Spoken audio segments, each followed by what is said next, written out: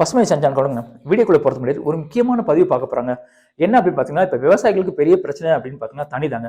முதல்ல நினச்சி பரவாயில்ல, 100 அடி 150 அடி 200 அடியில் இருந்தீங்க. ஆனால் இப்போ பார்த்தீங்கன்னா 500 அடி 1000 அடி 2000 அடி அதில் கூட தண்ணியில கூட போயிருக்குங்க. அப்படிப்பட்ட தண்ணி நம்ம சேர்த்து வைக்கிறாங்களுங்க. இந்த நீர் பிரச்சனை எப்படி சரி செய்யறதுன்னு தெரியலையா?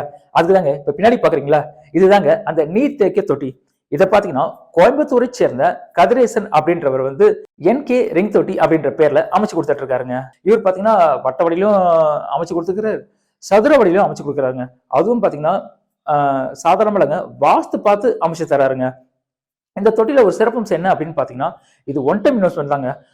ஒரு தடவை நீங்க செலவு பண்ணிட்டீங்கன்னா போதும், லைஃப் லாங் அப்படியே இருக்காங்க. இந்த தொட்டில இன்னொரு சிறப்பம்சம் என்ன அப்படின்னு பாத்தீங்கன்னா, இருந்த இடத்துல இருந்து இன்னொரு இடத்துக்கும் இந்த தொட்டியை அப்படியே மாத்திக்கலாங்க. உங்களுக்கு இந்த நீர்த்தேக்க தொட்டி அமைக்கணும் அப்படின்னு நினைச்சீங்கன்னா கீழே நம்பர் தருது பாத்தீங்களா, இதுக்கு அவர் தொடர்பு கொள்ளுங்க. அவரே உங்க நிலத்துக்கு வந்து வாஸ்து பார்த்து அமைச்சு தருவாருங்க. அதுக்கு அந்த சீசனுக்கு அந்த மாதிரி கொத்தரக்காய், கத்திரிக்காய், மிளகாய் இந்த மாதிரி ஐட்டத்தை போட்டு தெரியாதுப்பா. இதை ட்ரிப் வழியாக தான் பண்ணிட்டு இருக்கேன். ஏன்னா தண்ணி செலவு மிச்சம், பராமரிப்பு செலவு மிச்சம், கூலியாளர் செலவு மிச்சம், எல்லாமே இதில் கம்மி. நம்ம போட்ட வருமானத்தை டபுள் மடங்காக இதில் எடுத்துக்கலாம். அப்படியே என்னால் கீரை எதுவும் பண்ண முடியல, அதை எடுத்து மூடாக்க அங்கேயே போட்டுருவேன். நம்ம மெயினாக வந்து கூலி செலவு மிச்சம் பண்ணுறதுன்னா எனக்கு மூடாக்கு தான். அந்த மூடாக்குன்ற மெத்தடில் பண்ணுவேன் தான். ஈரம் காத்துன இருக்கும் மண், களை வராது, மண்ணில் ஈரம் காத்திருக்கும். அது கீழே மண்புழுக்கு நிறைய வரும். அந்த ஒரு விஷயத்துக்கு மூடாக்கு வந்து நான் எப்போவுமே இது பண்ண மாட்டேன். இங்கே பாருங்கள், முன்னே போட்ட கூட இந்த ப்ராசஸில் மக்கிட்டு இருக்கு பாருங்கள். நீங்கள் பொடியாக பார்த்துருக்கீங்க. இப்போ மாவு மாதிரி மண் ஆயிடுச்சு. இதுனா 75 சென்ட்டில் மக்காசோளம், ஒரு பக்கம் ஓரத்தில் சுரக்காய் போட்டிருக்கேன், மஞ்சள் பூசணிக்காய் போட்டிருக்கேன். இது போக இதில் இது உள்ளே வந்து மல்பெரி நட்டுருக்கேன். மல்பெரி வந்து உங்களுக்கு வந்து லைன் 6 அடி டிஸ்டன்ஸு 4 அடி கேப்பில் வச்சுருக்கேன் மல்பெரி. இது அடுத்த பருவத்துக்காக வரக்கூடிய ஒரு ப்ராசஸ். எப்போவுமே வந்து நான் எப்போவுமே வந்து டைமை வந்து வேஸ்ட் பண்ண மாட்டேன். சாப்பிடக்கூடிய பரிங்காய், இந்த மஞ்சள் பூசணிக்காவை வந்து போட்டிருக்கேன். போடுற ரகம் வந்து பச்சை கலர் ரகம். இந்த முத்திரம்லாம் பச்சையாக தான் இருக்கும், மஞ்சளாக தெரியாது, பைத்திச்சு அப்படின்றது தெரியாது. இது பச்சை கலராக தான் இருக்கும். இது 1 கிலோ வந்து ஒரு காய் வந்து 2 கிலோ 2.5 கிலோ அதுக்கு மேலே வராது. இது லெவல் தான் சைஸ் வரும். இன்னும் போன பருவத்தில் வந்து வெள்ளை பூசணிக்காய் போட்டு இதில் ஒரு பெரிய மகசூல் எடுத்தேன். அது ஏற்கனவே நீங்கள் பார்த்துருப்பீங்க என்னுடைய வீடியோவில். மேட்டு பார்த்து ட்ரிப் வழியாக தான் போட்டிருக்கேன். இப்போ அதே இடத்துல போன இதில் வந்து வெள்ளை பூசணிக்காய் போட்டு கொத்தரக்காய் போட்டிருந்தேன். இப்போது மஞ்சள் பூசணிக்காய் போட்டு மக்காசோளம் போட்டிருக்கேன். ஐயா வணக்கம். இயற்கை விவசாயம், காஞ்சிபுரம் மாவட்டம் வாலாஜாபாத் ஒன்றியம் குடிசை கிராமம். இப்போ பார்த்தீங்கன்னா நான் வந்து இயற்கை விவசாயம் ஒரு 5 வருஷத்துக்கு மேலே செஞ்சுட்டு வந்துட்டுருக்கேன். இப்போ இந்த தோட்டத்தில் பார்த்தீங்கன்னா இப்போ பொங்கலுக்கு வரக்கூடிய அளவுக்கு நல்லா சாப்பிடக்கூடிய பரிங்காய், இந்த மஞ்சள் பூசணிக்காவை வந்து போட்டிருக்கேன். போடுற ரகம் வந்து பச்சை கலர் ரகம். இந்த முத்திரம்லாம் பச்சையாக தான் இருக்கும், மஞ்சளாக தெரியாது, பைத்திச்சு அப்படின்றது தெரியாது. இது பச்சை கலராக தான் இருக்கும். இது 1 கிலோ வந்து ஒரு காய் வந்து 2 கிலோ 2.5 கிலோ அதுக்கு மேலே வராது. இது லெவல் தான் சைஸ் வரும். இப்போ பார்த்தீங்கன்னா இது ஒரு 3/4 கிலோவுக்கு கிட்ட வந்துருக்குது. இதோட நாள் பார்த்தீங்கன்னா 55 நாள் கிட்ட ஆகுது. 55 நாளில் இப்போ வந்துருக்கு. இது நாங்கள் எப்படி இதை ஃபாலோ பண்ணோம், போன பருவத்தில் வந்து வெள்ளை பூசணிக்காய் போட்டு இதில் ஒரு பெரிய மகசூல் எடுத்தேன். அது ஏற்கனவே நீங்கள் பார்த்துருப்பீங்க என்னுடைய வீடியோவில். மேட்டு பார்த்து ட்ரிப் வழியாக தான் போட்டிருக்கேன். இப்போ அதே இடத்துல போன இதில் வந்து வெள்ளை பூசணிக்காய் போட்டு கொத்தரக்காய் போட்டிருந்தேன். இப்போது மஞ்சள் பூசணிக்காய் போட்டு மக்காசோளம் போட்டிருக்கேன். மக்காசோளமும் இப்போ இன்னும் ஒரு 20 நாள் நல்லா கதிர் வந்துடும். இப்போ ஸ்டார்ட் ஆகுது, கதிர் வரக்கூடிய பருவம் இது. இதுவும் வந்து ஒரு 40-45 நாள் கிட்ட ஆகுது. நல்லா காய் வந்திருக்குது. எனக்கு மக்காசோளமும் நல்லா பூ எடுத்து நல்லா காய் வந்திருக்குது. பூசணிக்காவும் நல்லா காய் வந்திருக்குது. ஊடு பயிராக மக்காசோளம். இதில் வரக்கூடிய பூச்சிகளை கண்ட்ரோல் பண்ணுறதுக்காக, பூசணிக்காவில் வரக்கூடிய அந்த பூச்சிகளை கண்ட்ரோல் பண்ணுறதுக்காக மக்காசோளம். எனக்கு மக்காசோளத்தில் நிறைய பூச்சி இறங்குச்சு. ஒரு 2-3 முறை வந்து பத்தியலை கரைசல், மீன் அமிலம் அந்த மாதிரி ஸ்ப்ரே பண்ணேன். இப்போ பார்த்தீங்கன்னா எனக்கு நிறைய பூ விட்டுருந்து. ஃபஸ்ட்டு வந்த பூவெலாம் பார்த்தீங்கன்னா எனக்கு அப்போ அந்த மழை நேரத்தில் கொஞ்சம் பூ கொட்டிடுச்சு. 2வது நான் மீன் அமிலம், ஜீவாமிர்தம், திரவ ஜீவாமிர்தம்லாம் ரெடி பண்ணி அடித்த பிறகு இப்போ பூ வந்து இவ்வளோ காய் நீங்கள் பார்க்குறதெல்லாம் இப்போ புதுசாக வந்த காய்ங்க, சின்ன காயெல்லாம். அந்த பெரிய காய் வந்து முதல்ல வந்தது. எனக்கு பொங்கலுக்கு ஈல்டு வந்துடும். இப்போ பார்த்தீங்கன்னா 75 சென்ட்டில் மக்காசோளம், ஒரு பக்கம் ஓரத்தில் சுரக்காய் போட்டிருக்கேன், மஞ்சள் பூசணிக்காய் போட்டிருக்கேன். இது போக இதில் இது உள்ளே வந்து மல்பெரி நட்டுருக்கேன். மல்பெரி வந்து உங்களுக்கு வந்து லைன் 6 அடி டிஸ்டன்ஸு 4 அடி கேப்பில் வச்சுருக்கேன் மல்பெரி. இது அடுத்த பருவத்துக்காக வரக்கூடிய ஒரு ப்ராசஸ். எப்போவுமே வந்து நான் எப்போவுமே வந்து டைமை வந்து வேஸ்ட் பண்ண மாட்டேன்.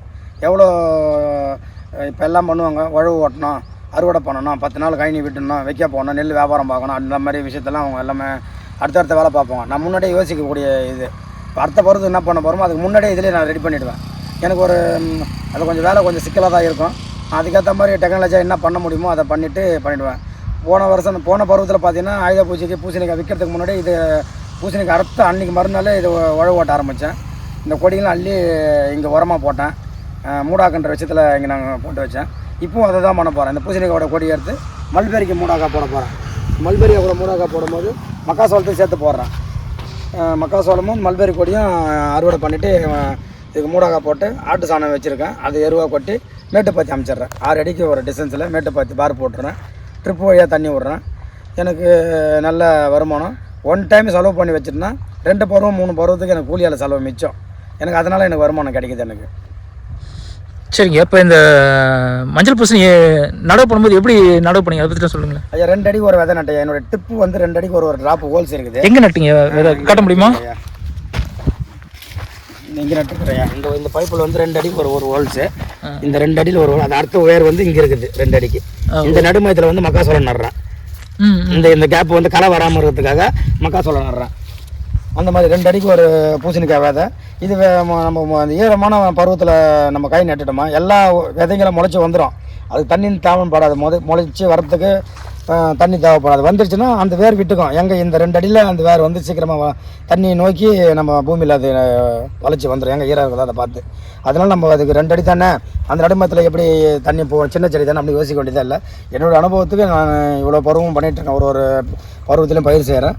எனக்கு எல்லாமே நல்ல ஒரு ஈல்டு தான். இது மட்டும் இல்லை, நான் மக்காசோளம் மட்டும் இல்லை, மிளகாய் பண்ணுறேன், தக்காளி பண்ணுறேன், கத்திரிக்காய் பண்ணுறேன், பூண்டு நட்டுருக்கேன்.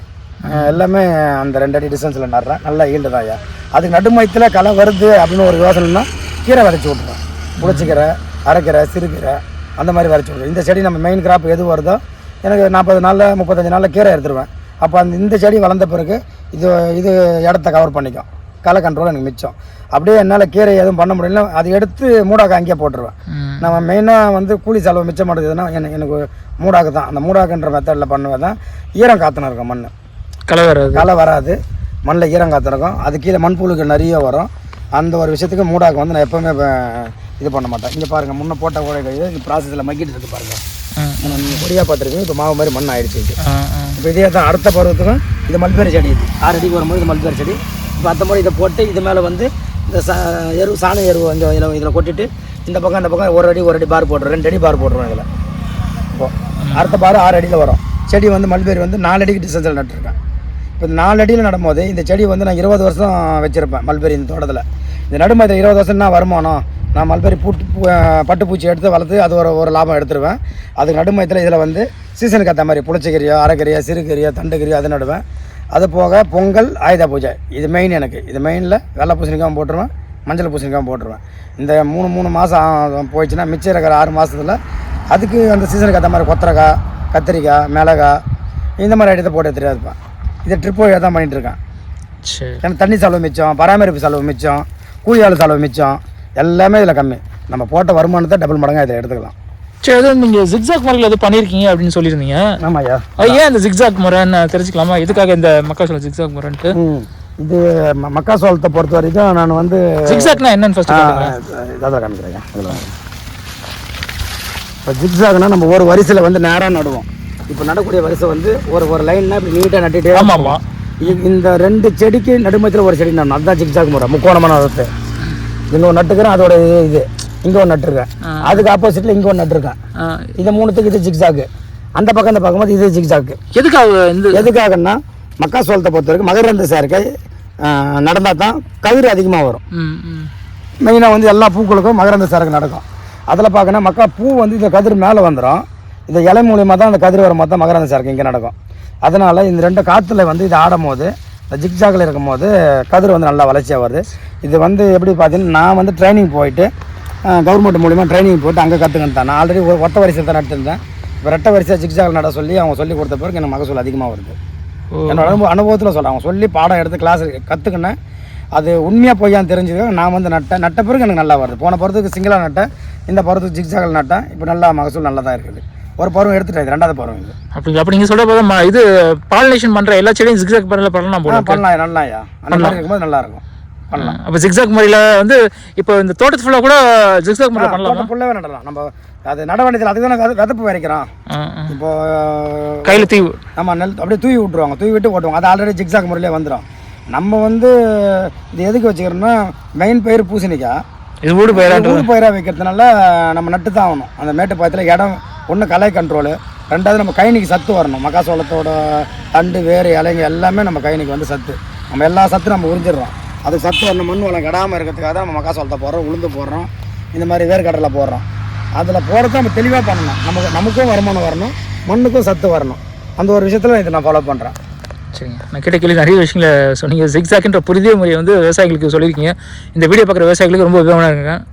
நன்றிங்க. நன்றி. இப்போ வந்து நம்ம பூசணிக்காய், மஞ்சள் பூசணிக்காய் பரிங்காவில் வந்து இதில் ஆண் பூ எது பெண் பூ எது அப்படின்ற ஒரு விஷயத்தை நான் உங்களுக்கு சொல்லித்தரேன். இதை பாருங்க ஐயா, எல்லாருக்கும் தெரியும், தெரியாத ஆளுங்க இதில் தெரிஞ்சுங்க. இது வந்து பெண் பூ ஐயா, இதில் வந்து பெண் பூ சின்ன பூவிலே வரும்போது நம்ம தெரிஞ்சுக்கலாம். இதை பெண் பூ. இது வந்து நேற்று பூ இது நேற்று பூக்கக்கூடிய பூ. இது பூத்து இன்றைக்கி இதுவாகிடுச்சு. இது வந்து நமக்கு வந்து ஈரப்பதம் அதிகமாக இருக்கிறதுனால இது இந்த காய் வந்து நமக்கு உதிர்தல் ஏற்பட்டுச்சு. இப்போ நம்ம இந்த மாதிரி வந்து கைனி பார்க்கும்போது நம்ம இதுக்கு என்ன மருந்து அடிக்கணும் அப்படின்ற மாதிரி, போரான் சத்து கொஞ்சம் கம்மியாக இருக்குதா இல்லை வேறு எதனா பிரச்சனையா அப்படின்னு நம்ம கண்டுபிடிச்சி இதுக்கு அதுக்கேற்ற மாதிரி நான் மருந்து கொடுத்துருவேன். இது வந்து பெண் பூ. இந்த பெண் பூன்னு அடுத்த ப்ராசஸ் ஒரு 4 காய். இது பார்த்திங்கன்னா ஒரு 6-7 நாள் 8 நாள் கிட்ட வரக்கூடிய காய். இது பார்த்திங்கன்னா ஒரு 10 நாள் வந்த கூட காய். ஆண் பூ எப்படிங்க? இது வந்து ஆண் பூ ஐயா. இது கீழே வந்து காய் வராது. அப்படிங்களா? இப்போ ஆண் பூ வரதெல்லாம் வேஸ்ட்டா? ஆண் பூ வரதெல்லாம் வேஸ்ட்டு. இதில் இந்த மகரந்த சேர்க்கை நடக்குது, தேனி மூலிமா இதில் மகரந்த சேர்க்கை இருக்கா. இதெல்லாம் வந்து ஆண் பூ. இது வந்து நம்ம பொங்கலுக்கு கோலம் போகிறதுக்கு இது வந்து நம்மக்கிட்ட வந்து இப்போ இந்த மார்கழி மாதத்தில் கேட்டாங்கன்னா ஒரு பூ 1 ரூபான்ற விதத்தில் நான் சேல்ஸு கொடுக்குறேன். கேட்குறவங்களுக்கு சேல்ஸுக்கு இங்கேயே நம்ம தோட்டத்திலே கொடுக்குறேன். ஈவினிங்கில் கொடுத்தோன்னா இவங்க எடுத்து அரும்பு எடுத்து வச்சாங்கன்னா காலையில் அவங்களுக்கு நல்லா பெருசாக பூத்துருது. இது பார்க்குறது சின்ன அரும்பாக இருக்கும். நாளைக்கு காலையில் வந்து 5-6 மணிக்கெலாம் பூக்க ஆரம்பிச்சிடும் சூரிய வெளிச்சத்தில். இது நமக்கு சேல்ஸு கேட்டாங்கன்னா 1 ரூபா ஒரு பூ அப்படின்ற விதத்தில் நான் கொடுக்குறேன் ஐயா.